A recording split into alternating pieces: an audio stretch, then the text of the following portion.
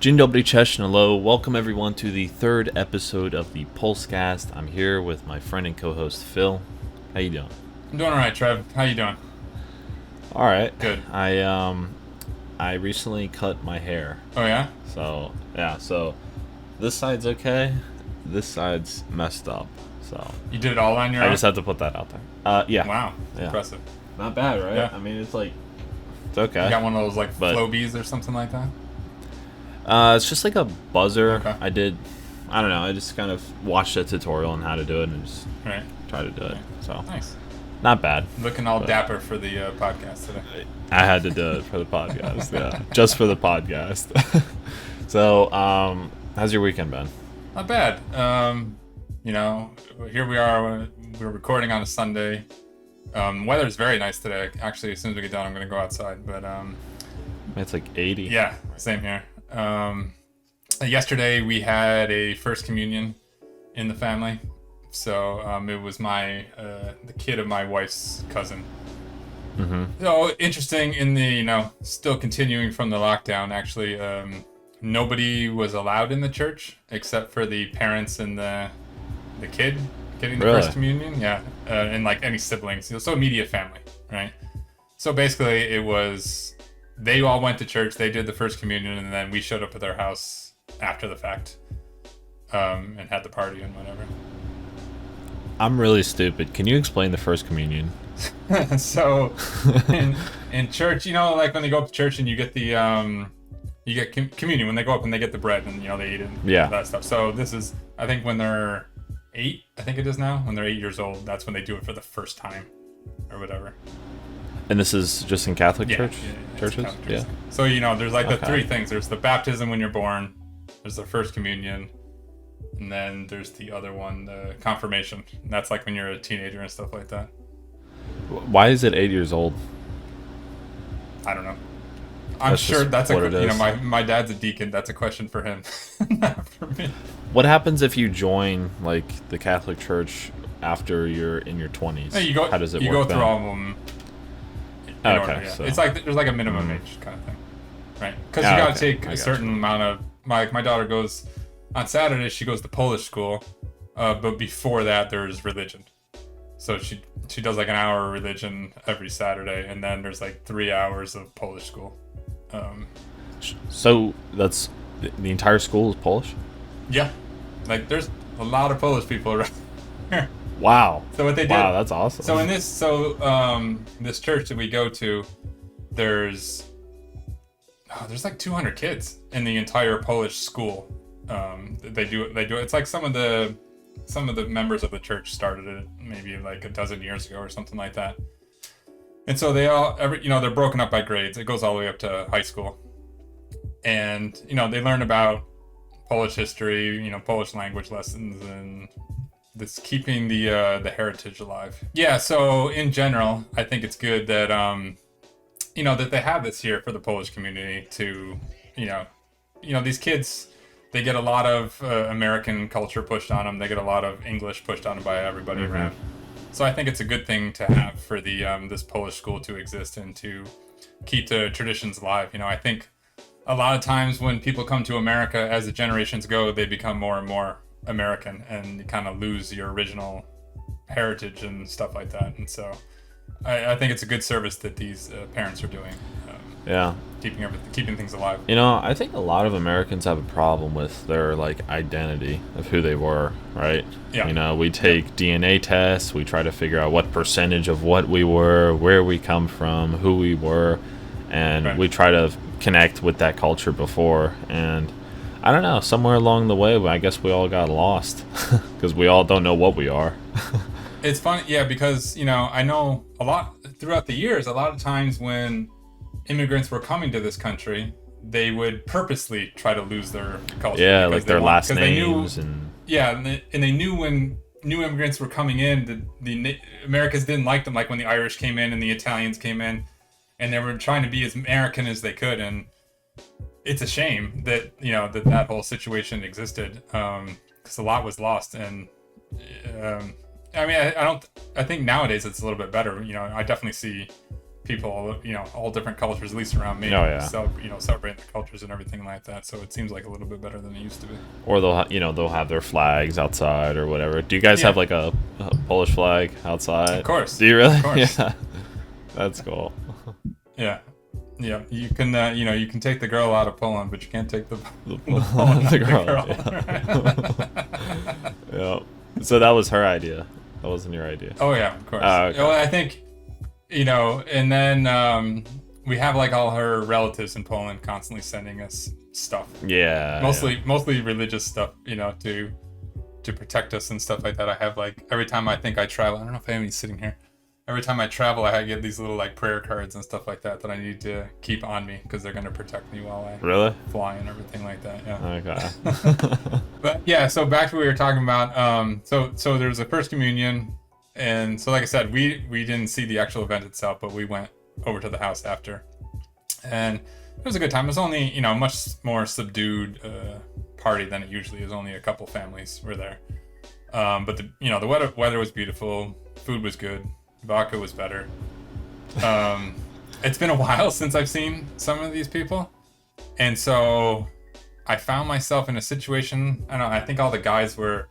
The priest also came over to the house, right? And then there was at some point, there was all the guys at the party were like giving the priest crap that people have to wear masks in the church and stuff like that, Yeah. And the priest is just like, it's not my decision. Yeah. There's nothing I could do about it. So I kind of got up and walked out at that point. I was like, I don't need to be in this conversation. Was it all in Polish? And I found yeah. Everybody's speaking. Everybody's just gotten used to me. That they don't feel the need to speak English in front of me. Okay.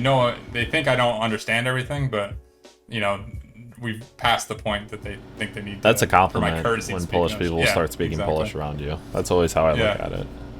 And so then I found myself in the kitchen, and all the women were in there talking, and I think one of the women really thought that I couldn't understand anything. And all of a sudden, she started saying something in Polish, and I smirked. I was like, I heard what she said, and I smirked. And she turned to me. She's like, Filip, rozumiesz wszystko? And I just kind of nodded my head. She was like, oh no, okay, now I got, she had to be careful about what she was saying. Yeah. There was a guy in the room, and she was, she assumed I couldn't understand. Yeah, when I'm around my girlfriend's parents, the last time I was there, her dad was like, they were saying something. I understood like pretty much what they were talking about.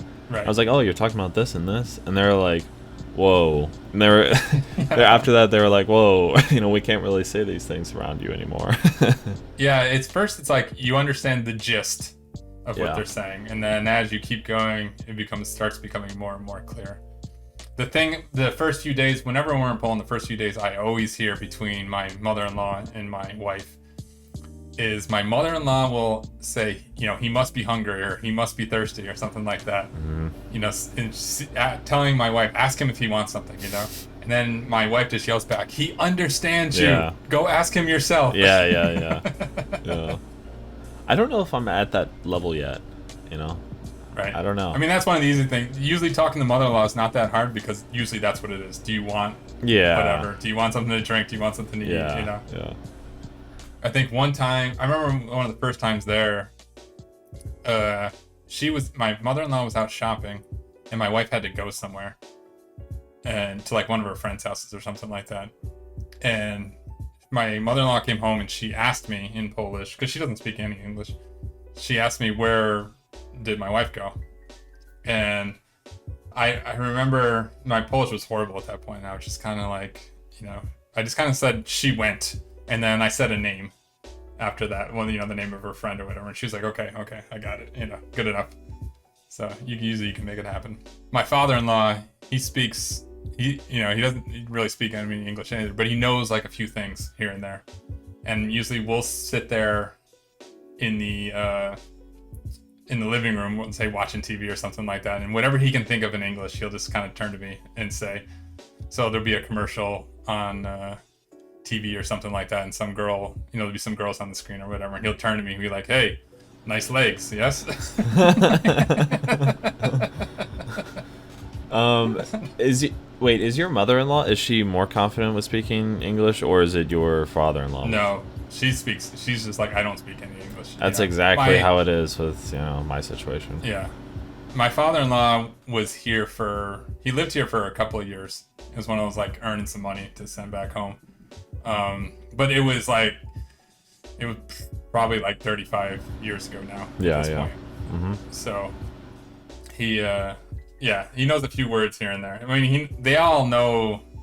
It's not like here, pretty much everybody just knows English and that's it, right? If you're learning another language, it's purposely you're learning another language. Over there, especially in Europe, they know little bits and pieces of all the languages. They know some Russian, they know some English, they know some German. It's like they pick up stuff, I guess, as they go. Yeah, my father-in-law is a lot more confident in terms of speaking English, but mother-in-law, I'm just gonna say mother-in-law, father-in-law, and pretend that I'm married. Yeah. I might as well make things easier. Informal at this point, yeah. Yeah, and he's a lot more confident. My mother-in-law, she won't say anything in English. Okay. Yeah, but even though she knows everything, I know she knows everything. She could speak it. Yeah. If she wanted to. I know a lot of people. It's similar. Like I think I'm similar when I'm there. Like a lot. Like even here, if a Polish person comes up to me and speaks English to me, I'm going to speak English back to them, right? Because it's just like, okay, they're doing it as a courtesy, and I'm like, well, this is much easier for me, right, to do this instead of. But if somebody says something in Polish to me, I'll say something back in Polish, but I'm not trying to force the issue or anything like that, Yeah. But when I go over there, like especially my brother-in-laws, they purposely want to speak to me in English because they don't have the occasion to speak English while they're there, and they want to practice. They're like, my one brother-in-law, he's like, my English has gotten so horrible because I haven't spoke English since the last time you were here, so let's speak some English. And I'm like, okay. So, yeah, language is a funny thing. Yeah. So I think one of the comments or questions we got last time was about customer service or something like that. Customer service. So the old difference between America and Poland. That's right. So I think last time actually we were briefly talking about this off the podcast, and I remember you mentioned something that was a different thought than what I had before. I forget what you said though. So I think a lot of times when people think about customer service, they think about the obvious things, the restaurant, sitting at the restaurant, sitting in the grocery store or something like that. And in America, they're a lot more friendlier than they are in Poland. But I don't think it's as simple as simply that, right? There's a lot more to customer service. And probably, it's fair to say that you and I haven't experienced a lot of the customer service in Poland that we have experienced here. It's probably the best question for my wife because she's experienced a lot of it both here and there. But, and the other thing too was the restaurant. I know you and I were talking about this, is that, so in Poland, when you sit down at a restaurant, the waiters go out of their way to not bother you. To the point where when you want to leave, it's like impossible to find somebody to get the check. Exactly. And here, in here, they're constantly coming to your table and bothering you. Like one thing that drives me nuts, I don't know about you, is at restaurants usually there's somebody, the people who bring your food is usually a different person than the person who's taking your order. And some of them, And a lot of times they literally did just set the plate down. And they ask you. You haven't even, and they ask you, is everything okay? I'm like, I don't know. I'll tell you in 5 minutes after I've taken a bite. Or it's always it mostly comes across as really pushy, doesn't it? I mean, but sometimes I'll take the first bite and they'll say, "Is everything great? Is everything all right?" Yeah. And it's just that's when it's annoying, Right. But similar to Poland, if you say they forgot to give you a knife or they forgot to bring you some ketchup or something like that, the moment you need them, they are nowhere to be found. They're gone. They're always there when you don't want them. Mm-hmm. They're never there when you need them. But definitely, I would say generally in Poland, I like that whole. If you got nowhere to be, I like that whole more relaxed atmosphere of sit here all day if you want, and have some beers and whatever. In the U.S., it's kind of like they just want to get you in, get you out, they want to turn tables, they want to keep the money rolling, and you know, it's like get out so we can get somebody else sitting at your table. Poland, it's like just relax, live in here, set up a tent, stay the night, camp over in the restaurant, basically. The one thing though I would say is when it comes to customer service, the one thing I find annoying in Poland is when I have a specific question to like a certain agency or a certain company or something, and whereas in the U.S. we could simply just call them up and say, hey, blah blah blah, what's the ask them whatever the question is. They'll Right. simply answer it to you, give you whatever you need. Whereas whenever I ask my girlfriend to ask someone for something or an agency or ask for help in some way, she's always like, no, because there's no point. Right. And Right. that kind of sucks. Right. Yeah, it seems like they're more direct to the point. This is my job. This is the responsibility of my job, and that's it. I'm covering this one thing. Where sometimes a lot of times you'll find a customer service here that will go out of their way to help you, even if they know the answer, but it's not related Right. to what they're doing. Right. They'll definitely give you the answer. Yeah. Another thing about that that drives me nuts is I saw in the comment they were talking about how they were shocked about how friendly everybody is here in customer service. And sometimes that's great, and sometimes that's super annoying, right? Yeah. Like for example, if you know something about the topic that you're trying to get help on, and you want to, all customer service people here have a script that they need to read through, and like you got to get from point A to point Z. Mm-hmm. And if you want to start at point M or N, you want to start most of the way through that script, it's impossible to do that, right? Example on that whole scripting, a perfect example of that is like, I'm a software engineer, so I know some stuff about, like, for example, my internet connection coming in, right? I know how to fix things to a certain point, but if eventually you hit the point where you need some new equipment or something like that, right? Or you need them to specifically look at something that I can't touch. And so you get on the phone with them and you get the very nice customer service lady, and she's like, well, did you try X? Did you try Y? Did you try these things? And I'm like, yes, I tried. And they won't let you skip through the steps. You have to sit there and go through them with them, right? Before they will, because they're doing everything they try to do to not get somebody to come to your house, for example, right? Or not give you a new piece of equipment. And so they want to cover all the obvious cases, and I get that for regular people. I feel like we should have something here, like you can answer like 3 or 4 questions, and if you do, then you get to the advanced level of the customer service or something like that, right? That drives me a little nuts every once in a while, where you just like, listen, I know it's this, and this. Please just take care of it, right? And don't make me go through the friendly customer script that you have. Yeah. They have no choice. They have to. Yep. Yeah. So there's pros and cons to it. I think overall, my opinion is that customer service is just a bit better in the U.S. Definitely. But at the same time, there's cons with it. It's annoying. The entire process is annoying. Sometimes the people are annoying. I think a lot of times too, it lets people get away with things they wouldn't normally get away with. Like customers, and like, because they can just sit there and be a pain in the butt. And the American company's trying to be so friendly that eventually they'll just give them what they want to make them go away, kind of thing. So I don't know if the same rule exists, but in the U.S., the customer is always right. That's the rule. Right. Right. Which is obviously not true most of the time, but that's how companies kind of treat it. Is the customer is always right. So I'm curious as what the rule is in Poland. Probably not that. They probably don't have the rule. It feels like to me, like over there, like they're more by the book on a lot of things, especially when you're dealing with, like, most of the time when I've had to deal with service over there, unrelated to like restaurants and stuff like that, it's been like government agencies, like when I had to get my daughter's birth certificate or passport or whatever, right? And it's one of those, they're very business-like, they're very by the book, and if you're playing by the book as well, then you have no problem. But if you need to deviate from that for whatever reason, or you forgot something, or then that's it, you're screwed, right? It's like here, like I said, they'll bend a little bit to try to get the transaction done, versus doing everything exactly by the book. Or a lot of times in Poland, it's by the book or nothing. It feels like a lot of times, anyways, based on our limited viewpoint. Yeah. The funniest example that I ever saw was, we took a trip to Poland, and we flew to my wife was living in London at the time, so I flew to London first, and I picked her up, and then we both flew to Warsaw.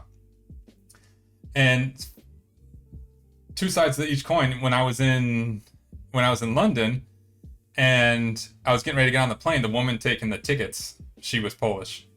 And I remember she took my ticket, she scanned it, she gave it back to me, and she's like, have a great time in my country, you know? And I was like, okay, this is a really nice lady, you know? And like, you're not used to always the ticket lady being that nice or anything like that, you know? And then we got to Warsaw, and as we talked about last episode, you know, we had to figure out how we were getting to Białystok, so trains or buses. So we were taking the train that time, and my wife didn't know, this is before you could buy online and all that stuff, you know, my wife didn't know when the next train was to Białystok. So she went up to the ticket lady, and the lady wanted to know, you know, okay, where do you want a ticket to? Where are you going? And my wife was like, you know, can you help me? I need to know when the next train to Białystok is. And the ticket lady, I swear to God, said, how am I supposed to know that? Why? I mean... I don't know. Like, I didn't speak Polish at that time. What did your wife say? I was there. She was just like, she just kind of rolled her eyes and like walked away. You know, she was basically like, it's useless to try to get that information out of this person. I need to go try it with somebody else. Yeah. I have a bit of a story, and it deals with the London airport. Kind of made me think of that. The one time I was flying back to the U.S., I go to Chopin, right, and there I had a backpack and just like a luggage bag, you know, just carry-on, 2 carry-ons. And when I was there, I was about to, like, I already checked in, did security, it was all good. I'm sitting down at my gate, I'm about to get on a flight to London. Next thing you know, one of the flight attendants comes up to me and says, there's so many people on board, you have to check this bag. Okay. I ended up telling her, I was like, you know, I can't do that because I have only like a 40-minute layover in London, so I can't just check the bag, get out of security, and come back in. But she was like, no, you'll be fine, you'll be fine. Next thing you know, I go to London, I'm sprinting, running around, looking like an idiot. I've never even been there before to that airport. And next thing you know, I missed the flight back to the U.S., so... Luckily though, the customer service, they were really nice there, and they were able to give me a free flight, but I had to go to New York first. And so I flew to New York that night and then got there, and I had to spend the night there. Wow. Yeah, I ended up sleeping in a bathroom, like a public bathroom. I've heard about people sleeping in airports. I never know what's the events that lead to that, and so it happens. I guess this is one of them. Yeah.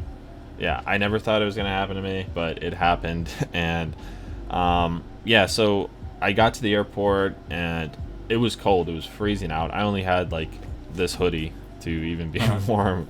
And so I ended up, at first, you know, like whenever you first walk into the doors of like an airport or a building, there's like heaters kind of on the floor. Yeah. That's where most people were all sleeping. And they also have like websites that you can look up the best places to sleep in specific airports, and they'll give you the maps, of where the best places to go. So I slept like on a heater for a while, and then I woke up to a homeless man that was like standing over top of me, and right as I got up, then he all of a sudden like went away. It was the creepiest thing ever. It scared the shit out of me. And then I went to like a single-use bathroom and just locked myself in there and stayed the night in there, like a hotel. Then the next day I was able to get back home. It was horrible. It sucked. So you said you were coming back. Was it, you going to Poland or coming back? I was coming back from Poland. Okay. Yeah. So you hung out there to then, and then the next morning you took a flight back down to where you live. Yeah. So the moral of the story is, if you have a tight flight schedule, like you only have a certain, you know, less than an hour of a layover or hour and a half even layover, you know, internationally that's not long. So the best thing to do is, if your flight is really busy and they want to check everyone's bags, go and hide. Go and hide. Don't even sit near your gate. Like, hide. Say you're on another flight. Like, don't let them take your bag, and you'll be okay. Yeah. That, actually, now it's funny because now you bring up stories, and now it reminds me of another Polish customer service story with the airport. Actually, that turned out very well. It was that first flight to to Poland when we went for the wedding and everything like that. And on the way back, we were supposed to fly back with Lufthansa. We had a layover in Germany, and then we were coming back to America. And so we checked our bags. We went in. We had some time to kill, so we were sitting there at one of the restaurants, right after you get through security, and we were having some food. And what happened was the lady who checked us in, she walked over to us, and she was saying to us, "Listen, your first flight's delayed, and it's gonna make you miss your second flight. So what I would like to do is rebook you all on the Polish airline on LOT, because that's a direct flight to New York, and therefore you'll get home, and you'll even get home a little bit earlier." She's like, "So all I need to do is," she's like, "I need everybody to give me your tickets and your passports, and then I will go rebook this whole thing and then bring you back all your material," right? And so the Americans, like, for us, this just sounded too strange, right? That it sounded like a scam, like she's trying to take our passports or something like that, right? So all of us immediately looked at the groom from the wedding, the local to Poland, and we're like, is this cool? Is this all right? And he's like, "It's fine," So sure enough, we all turned over our passports. She went and rebooked us all. We all came back. She came back, gave us all our stuff again, and we ended up getting home. We're not missing our flight and getting home on time. And it was just that was one of those things. It made a huge impression on me after my first trip to Poland, because I'm like, that would never happen here in America. And there's no way a ticket counter woman would go out of her way to find a group of people and make sure you're going to get home in time and stuff like that. That reminds me, I got another story. Right. So the last time I was in Poland, I shouldn't have been in Poland. Okay.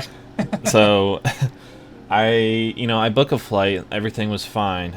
I go to check in though. This was this past winter, okay?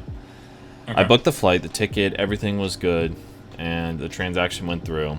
I go to check in though, like 24 hours in advance before the flight. From DC to London, everything was good. I was able to check in. But from London to Warsaw, I couldn't check in. It wouldn't let me on the app. It said there was some issue, and then I had to see the desk clerk in London. So I'm thinking, oh my God, I might be going on a flight to London right now, and then I might have to go all the way back. Right. What happened was I got to London. That was fine. I did like COVID test, all of that stuff. And then from London to Warsaw, I go to check in, and it says there's an error. Like I just go to like one of those kiosks, and I go to check in, and it said error. You have to see someone. So I go to see this lady. She's Polish, and at first I go to check in. I'm like, yeah, I'm going to Warsaw. Everything's great. Everything's happy. And she's like, there's a problem here. You're not allowed to go to Warsaw or Poland. And so I was starting to freak out. Like I was just getting nervous, that I wouldn't be allowed in. And eventually I was able to. I just kept talking to her and saying, I'm going to this place. I'm staying here. I'm quarantined, at this place. And I even had my girlfriend, before I left, print up a letter of where I was going to be staying, all this in Polish, where I'm going to be staying, how many days, whatever. And I handed her the letter, and then she was like, all right, let me see what I can do. And so she calls Border Patrol, all right? Because the difficult part about it was they were making new laws every single day where they were like, all right, people can come in, they can't. If you have a test, you can come in. If you can't, blah, blah, blah. And it was like just really difficult. And then there was this weird rule and kind of loophole where it's like if you're coming from the Schengen zone, you're allowed in. But London and, England is now separated from Schengen zone, so it's a bit difficult and they're different. All these weird rules, right? So she ended up calling Border Patrol. I'm just sitting there. I'm profusely sweating. In the middle of winter, right? And like 10 minutes goes by. She comes back, and then she was like, yeah. Well, actually, no. She comes back at first from talking to our manager, and they said no, I wouldn't be allowed in. And I just kind of kept talking to them. I handed them more papers and documents, COVID tests, all that stuff. Then she was really nice, and she was like, all right, come with me. And so she ended up calling Border Patrol right in front of me, and they were on the phone, and she was like, "Yeah, can he come in? This is who he is, blah blah blah." And then he was like, "Yeah, sure." So just because Border Patrol, felt like they wanted to allow me in, I was allowed in. Right. There you go. Weirdest thing. And so from there, I was allowed in. Whenever I got to check in, like my passport, whenever you walk in, customs, all that, it was fine. The lady there didn't even say anything to me. Huh. I've never really had anybody give me a hard time on any time when I'm going into Poland. That's because you already have your paperwork. Even when I was, yeah, it's true. But even when I was by myself, because a lot of times, when we go into Poland, my wife and my daughter go through the EU line, and I'm going through the everybody else line. Yeah, I right? hate that line. It sucks. Right, so usually they go through, and then they're standing back looking at me like going, what's taking you so long, kind of thing. But it's usually, it's just some soldiers sitting there, and they look, and I don't think they've even ever asked me a question. In Poland, in other places they will, but in Poland usually they just look at me, they look at it, they stamp it, and I'm in. Whenever I came back from Poland this last time, there was a whole slew of difficulties, but I ended up going to Germany first before going to the U.S. And so I go to Border Patrol there, and he was asking me, he's like, "How were you in Poland? How, do you have where's your residency? Where's your passport, Polish passport?" And I was just like, I was just allowed in, that's it. And he was just thinking, he was so confused as how I was even in the country. And, and he's like, all right, whatever, just get on through. Go back to the U.S. Like you said, the rules were, especially in the winter, the rules were changing so much every single day. They didn't even know the rules. Couldn't keep straight. No, yeah, they didn't even know the rules. Because we were looking at some time, we were thinking about, going to Poland at some point. And I think at some point the rule was I could go as long as I was with my wife. Really? Because I'm the spouse of a citizen. Like, she could get in because she's a citizen. I couldn't get in by myself. But if I was with her, because I'm the spouse of a citizen, then they were gonna let me in. But I don't know. We're talking about maybe going this summer, hopefully. Really? We work out all our house situations. So late summer, early summer. Late summer, probably before school starts back. That's up. cool. Yeah. So I'm dying to go back. Yeah, me too. It's been too long. Like, just it's weird. Sometimes you think maybe it's a little too much going every year or whatever, but then all of a sudden you have a year off from going, and you're like, you feel sick. And like, I need to go back to get out of here. Yeah. It's nice also for like just a mental reset. Go somewhere else. Relax. Different air, different views. It's good. It's good for the brain. Yeah, it feels good. I've been going through watching some of your older videos. Just getting up to speed, especially my wife was like, "Who is this guy you're going to be talking to every week? I need to understand him, right?" Yeah. And so she was going through watching. Oh, my old ones are cringy, man. I can't even watch them. So specifically, we were watching one of your reaction videos to music videos and stuff like that, right? And I think that was the one with Swabomir was in it and stuff. Yeah. It was like you and your buddy. The Disco Polo one. Yeah, and then like another guy walked in or whatever. Yeah, right? yeah.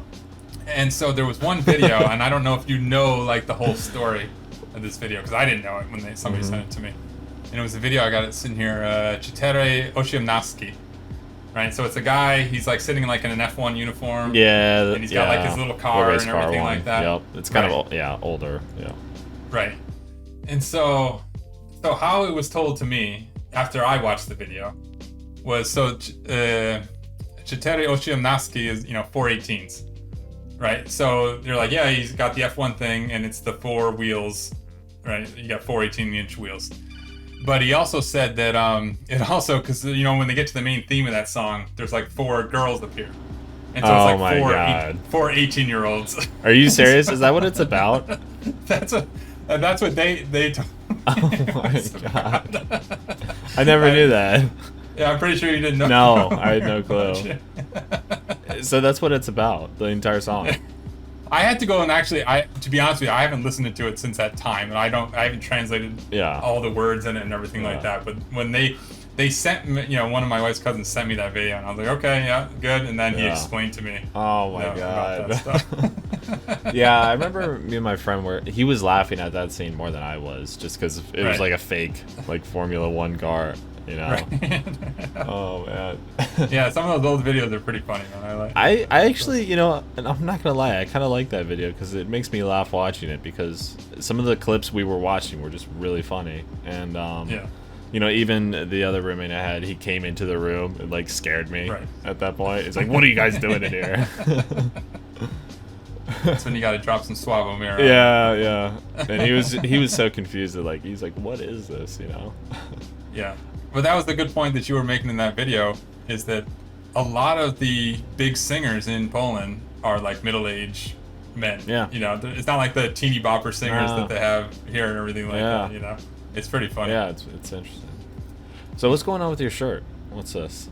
So, I forgot to mention it last week. I've been trying. I'm gonna, I'll run out at some point, but I have a bunch of shirts that I bought when I was in Poland, or people have given to me as gifts while I'm in Poland and stuff like that. So last week I had a shirt on. You can only see the very top of it. I watched in the video that it said I don't need Google because my wife knows everything. Yeah. Oh, okay. Right, Yeah, but it's yeah. the Polish Yeah. version of it. So this week I've got the Jagiellonia shirt on for the Białystok. soccer team there in Białystok. Yeah.